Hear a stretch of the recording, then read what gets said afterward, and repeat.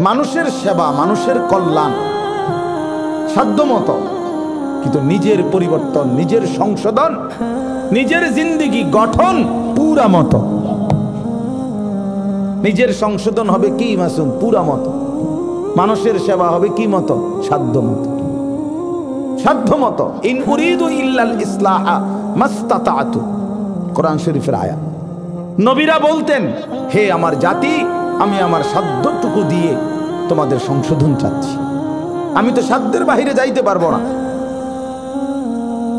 এজন্য নিজের ফিকির করা, নিজেকে গড়ে তোলা, ঈমান, আমল, লেনদেন, মুআমালাত, আখলাক, আচরণ, এটা নিয়ে গড়ে তোলার একটা চমৎকার উৎকৃষ্ট সময় নিজেকে সাজিয়ে তোলার মাহে রমজান।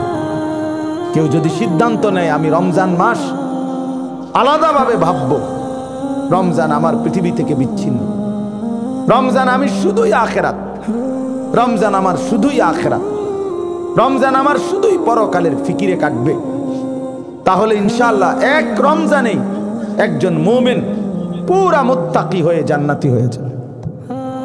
এক রমজানে।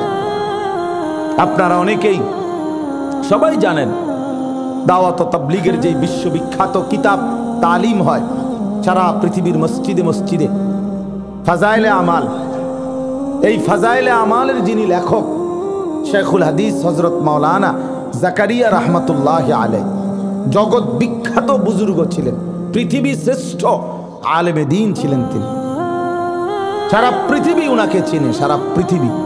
উনি শুধু এই একটা বই লিখছেন না, উনার জীবনে উনি ৬০ বৎসর শুধু রাসূলুল্লাহ সাল্লাল্লাহু আলাইহি সাল্লামের হাদিসে পড়াইছেন। ১১ থেকে ১৩ বৎসর টানা মদিনার মসজিদে নববীতে রাসূলুল্লাহ সাল্লাল্লাহু আলাইহি ওয়াসাল্লামের রওজায়ে আতহারের কাছে আল্লাহর নবীর হাদিস পড়াইছেন। মদিনাতেই উনি মাদফুন, উনার কবর মদিনাতেই। তো শেখুল হাদিস হযরত মাওলানা জাকারিয়া রাহমাতুল্লাহ আলাইহি সারা পৃথিবী ব্যাপী তার অসংখ্য অগণিত মুরিদ, ভক্ত, শাগরিদ ছিল। উনি হিন্দুস্তানের, ভারতের ইউপির সাহারানপুর এই দারুল উলুম দেওবন্দ মাদ্রাসার পাশে আরেকটি পৃথিবী বিখ্যাত কওমি মাদ্রাসা আছে, মাজাহিরুল উলুম সাহারানপুর। এই সাহারানপুর মাদ্রাসার শেখুল হাদিস ছিলেন, বুখারী পড়াইতেন, হাদিস পড়াইতেন। তো আমরা কিতাবের মধ্যে পড়ছি, উনার জীবনীতে আছে, প্রত্যেক সারা বছর উনার কাছে শত শত ভক্ত, মুরিদ, মানুষ, ওলামা, মানুষ আসতো সারা পৃথিবী থেকে, সবচেয়ে বেশি আফ্রিকা থেকে। তো সারা পৃথিবী থেকে উনার কাছে মানুষ আসতো। কিন্তু যখনই রমজান মাস আসতো উনি গোটা পৃথিবী থেকে আলাদা হয়ে যাইতেন। সমস্ত দর্স, তাদরিস, তালিম, খানকা, বয়ান, ওয়াজ, নসিহত সব ছেড়ে দিতেন, শুধু একাকী আল্লাহর ইবাদতে দরজা বন্ধ করে লেগে যেতেন। শুধু নামাজ জামাত, শুধু ইবাদত, শুধু জিকির, শুধু তেলাওয়াত, শুধু আখিরাতের একক মেহনত লেগে যেতেন তিনি।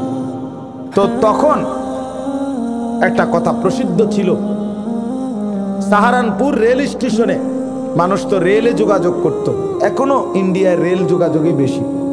তো সাহারানপুর স্টেশনে, রেল স্টেশনে কুলিরা এই হুজুর ঘরে দেখলেই বুঝতো যে এরা জাকারিয়া সাহেবের কাছে যাইতে আছে। তো ওরা তো সারা বছর কুলিগিরি করতো, জানতো যে লোকজন ওনার কাছে যায়। তো রমজান মাস আসলে এই কুলিরা স্টেশনের, ওনারাও জানতো এখন রমজান। তো এই সময় যদি কেউ ট্রেন থেকে নামতো, কুলি যদি জিজ্ঞাসা করতো কই যাবেন, বা কুলি দেখলে বুঝতো, জিজ্ঞাসা করতো, বা উনিও যদি জিজ্ঞাইতো যে কই যাবেন, তো বলতো যে জাকারিয়া রাহমাতুল্লাহর সাথে সাক্ষাতের জন্য যাচ্ছি। তো কুলি পর্যন্ত বলতো ইন্না লিল্লাহ। আপনি জানেন না শায়েখের এখন রমজান মাস?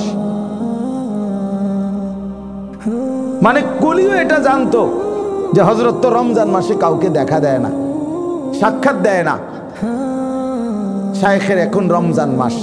তো গোটা সাহারানপুরে কথার আওয়াজ উঠতো যে শায়েখের এখন রমজান মাস, অর্থাৎ হযরতের এখন রমজান মাস।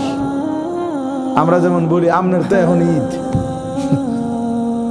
আপনার এখন ঈদ, আপনার তো পোয়া 12, আপনার তো গেইনার। তো লোকেরা বলতো শায়েখের এখন রমজান মাস, অর্থাৎ রমজান আসলে তিনি পৃথিবী থেকে আলাদা হয়ে যেতেন, শুধু আল্লাহ তাআলার মহব্বত আর মারেফাতে, আল্লাহ তাআলার ইবাদত আর বন্দিগিতে হারিয়ে যেতেন, ডুবে যেতেন।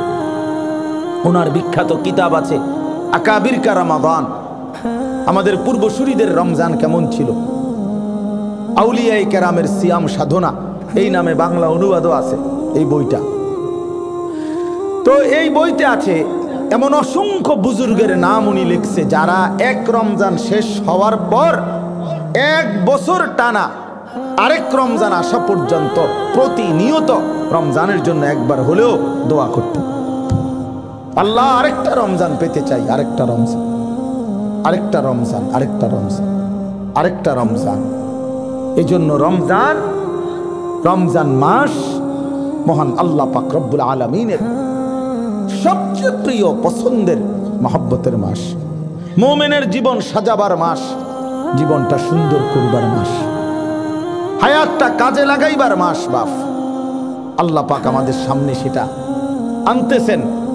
আর অল্প কয়টা দিন, আজকে 10 তারিখ চলে যাচ্ছে, তাইলে এদিক দিয়ে আর 18 দিন, আর 1 মার্চ অথবা 2 মার্চ, তাহলে 1 মার্চও যদি বাদ দেই 19 দিন, সর্বোচ্চ আর 18-19 দিন আমাদের সামনে মাহে রমজান বাকি আছে।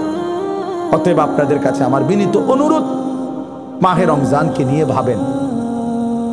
রমজান আপনি কিভাবে কাটাইবেন, আলাদা ইবাদতের জন্য ভাবেন, তাইলেই মুমিন। ইয়া আইয়ুহাল্লাযীনা আমানু কুতিবা আলাইকুমুস সিয়াম, আল্লাহ আলাদা ডাক দিয়া বলছে, হে ঈমানদার শোনো, তুমি কিন্তু আমার মুমিন বান্দা, আমি কিন্তু তোমাদের উপরে রোজা ফরজ করেছি, রোজা তোমাদের উপরে ফরজ করেছি।